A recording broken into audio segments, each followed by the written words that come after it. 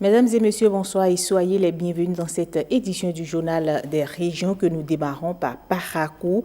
Ça y est, il conserve son titre. Il s'agit de Jafar Isiaka, le vainqueur du prix de Parakou pour la mémorisation du Saint-Coran 2018. Il triomphe de nouveau. Les prétendants étaient plus de 200, satisfaction dans le rang des organisateurs. Et déjà, 2020 est à l'ordre du jour. Reportage.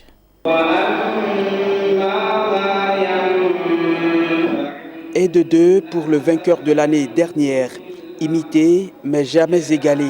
Il s'impose avec une moyenne de 97 points sur 100. Il a mémorisé les 2/3 du noble Coran. Ce n'est ni ma force, ni ma lecture qui fait de moi le meilleur, mais c'est Dieu qui décide. Pour maîtriser le Coran, il faut être endurant. Les 79 autres candidats de cette phase finale sont repartis dans 8 catégories de mémorisation. Élocution, diction et finesse de la voix ont été jaugés. Mais pour le jury, les prétendants doivent encore s'appliquer. Il s'agit de faire encore beaucoup plus d'efforts dans l'amélioration de leur lecture, surtout au niveau de l'articulation des lettres qui composent les versets du Saint-Coran. Pour y arriver, il faut impérativement s'abonner auprès d'un alpha qui s'y connaît bien afin qu'il puisse améliorer votre lecture. Tous les finalistes repartent avec des enveloppes et des tissus, des cadeaux provenant des mécènes locaux, insiste le comité d'organisation. Aujourd'hui, nous avons connu la participation d'environ 80 apprenants qui sont venus ici psalmodier le Coran. Et parmi ceux-ci, nous avons ceux qui ont pu mémoriser les 2/3 du Coran.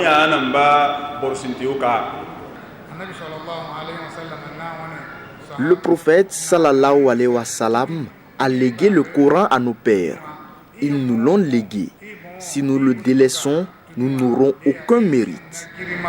Les organisateurs du prix de Parakou pour la mémorisation du Saint-Coran tiennent à pérenniser la pratique. Le pari pour la 4e édition sera de réunir des candidats qui pourront réciter le noble Coran dans son entièreté. Et d'une victoire à une autre, Haruna Amidou remporte son premier match sur le banc des Buffles du Borgou en tant qu'entraîneur à l'occasion de la 32e journée de la Vitalor Ligue 1. Le leader du championnat a battu l'énergie de la SBE au stade municipal de Parakou sur le plus petit des scores, 1-0. Les temps forts de la rencontre avec Shamsine Baguiri et Kadnel Kakbo.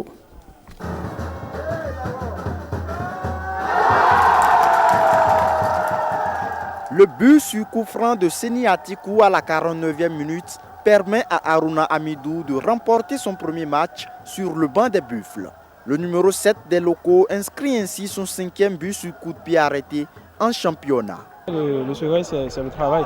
C'est vrai que j'ai été un tout petit peu freiné par une blessure au niveau de la cheville que j'ai traîné pendant des mois.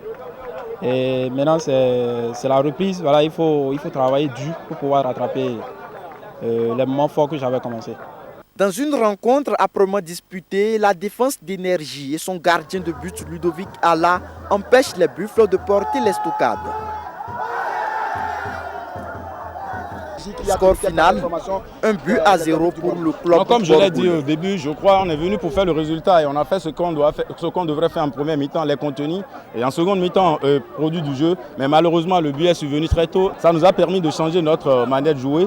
On a poussé, mais malheureusement, l'adversaire était resté dans son camp. Une deuxième mi-temps, la partie était équilibrée. Nous avons beaucoup plus dominé la première mi-temps où nous avons pêché devant les buts. Je remercie le bon Dieu pour en tout cas mon premier match. Et ça a été une victoire. Je remercie en tout cas tout le monde, en premier lieu les joueurs, pour cette prestation et cette victoire que nous dédions à toute la population du Borgou. Cette victoire des Buffles à domicile fait du bien à tous. Le bureau directeur compte sur Haruna Amidou pour rendre le club plus compétitif. Après cette spirale négative de 4 défaites et un nul, que de mémoire d'homme jamais Buffle n'a connu, que c'est M. Haruna Amidou qui est venu, n'est-ce pas, relancer l'équipe. Donc nous ne le connaissons pas plus que ce que nous avons vu à travers les documents. Nous pensons que nous pouvons compter sur lui pour la suite, déjà avec le système et déjà, n'est-ce pas, l'entretien avec les joueurs. On sait quand même que c'est quelqu'un qui connaît son métier. Les Buffles jouent Dynamo d'Abomey lors de la 33e journée. Le nouvel entraîneur se dit prêt à relever le défi, celui de remporter le titre au terme de la saison.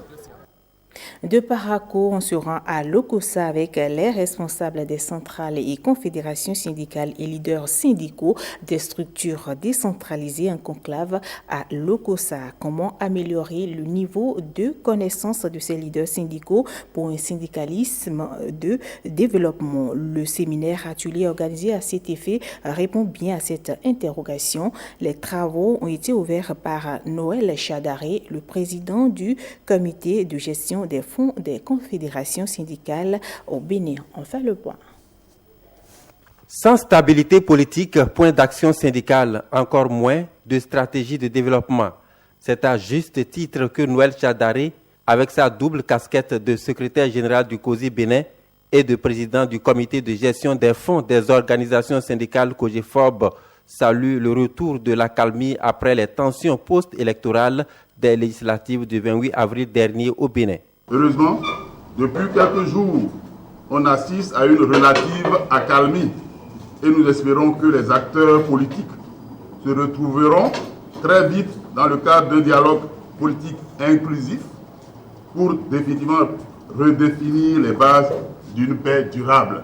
Il s'agit de donner aux responsables syndicaux qui opèrent dans les structures décentralisées à la base les mêmes armes et les capacités nécessaires pour conduire les négociations collectives. En effet, depuis plusieurs années, la plupart de nos initiatives de renforcement des capacités techniques ont souvent laissé en marge nos structures décentralisées et leurs responsables.